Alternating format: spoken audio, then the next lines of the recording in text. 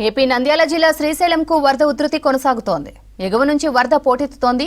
జూరాల నుంచి 3,40,409, సుంకేసుల నుంచి 1,32,380, ఆంధ్రి నుంచి 250 క్యూసెక్కుల నీళ్లు వస్తున్నాయి. మొత్తం 4,73,039 క్యూసెక్కుల ఇన్ఫ్లో వస్తోంది. దీంతో 10 గేట్లు 18 అడుగుల వరకు ఎత్తి నీటిని విడుదల చేస్తున్నారు. అవుట్ఫ్లో 4,86,493 క్యూసెక్కులుగా ఉంది. ప్రాజెక్టు పూర్తి స్థాయి నీటి మట్టం 885 అడుగులకు, ప్రస్తుతం 882 అడుగులకు నీళ్లు చేరాయి. ప్రాజెక్టు పూర్తి స్థాయి నీటి నిల్వ సామర్థ్యం 215 టీఎంసీలకు, ప్రస్తుతం 199.7 టీఎంసీల నీరు ఉంది. కుడి ఎడమగట్టు జల విద్యుత్ కేంద్రంలో విద్యుత్ ఉత్పత్తి కొనసాగుతోంది.